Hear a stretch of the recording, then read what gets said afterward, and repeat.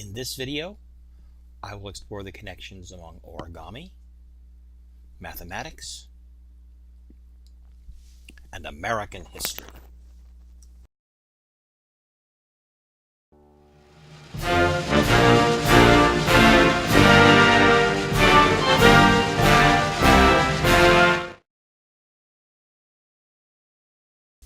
I will begin by using some simple origami folding techniques to transform the rectangle of a dollar bill into an equilateral triangle that frames the image of George Washington.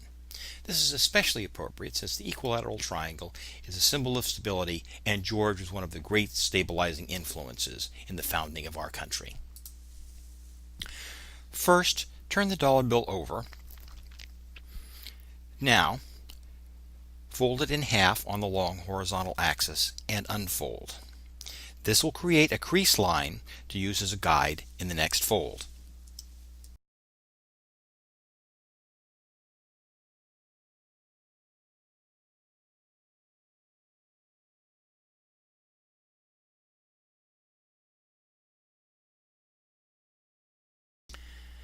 After making this fold, be sure to orient the dollar right side up.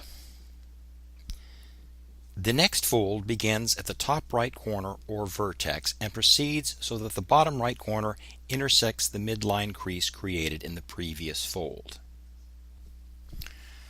I will take a moment to line that up carefully so my resulting triangle will be as precise as I can make it.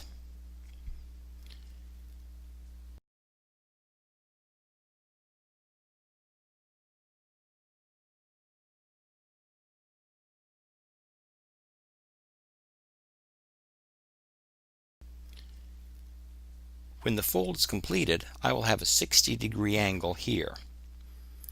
As you may remember, an equilateral triangle has three 60-degree angles. I fold along the top edge of the angle formed so the right edge matches the bottom of the dollar bill.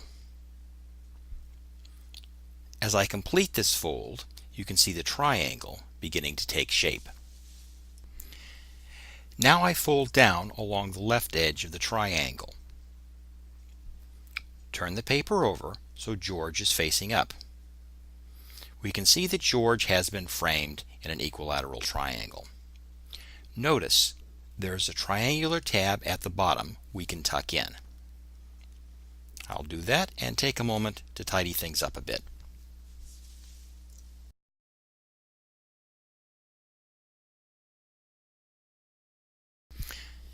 And so we now have George Washington, the father of our country, framed in an equilateral triangle. In the next section, now that we've constructed an equilateral triangle around George, we will explore an intriguing connection between the mathematics of this triangle and George Washington's place in history. We'll begin by constructing a perpendicular bisector as shown. Next, we'll add the shorter leg and the hypotenuse of the right triangle formed.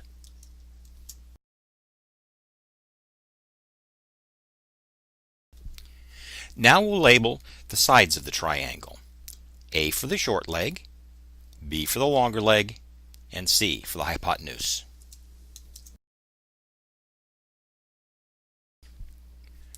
We'll assign the shorter leg A a length of 1 unit.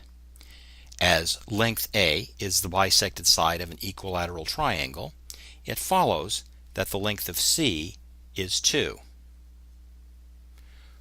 We now have two sides of a right triangle given, the leg A and the hypotenuse C.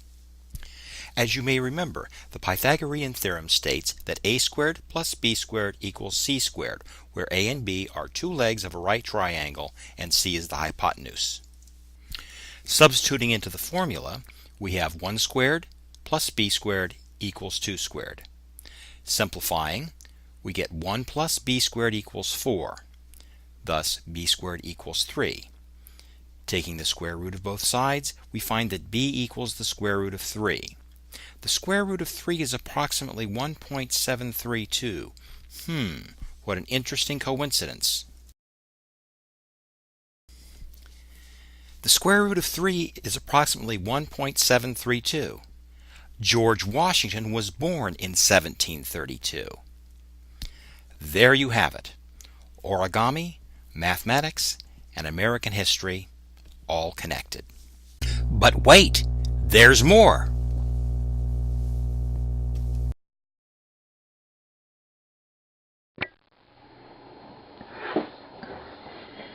To complete our little history lesson here, I'm going to transform the triangle one more time.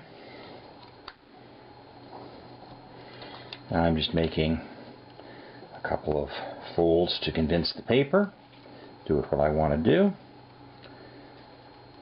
make it do what I want to do, and that is to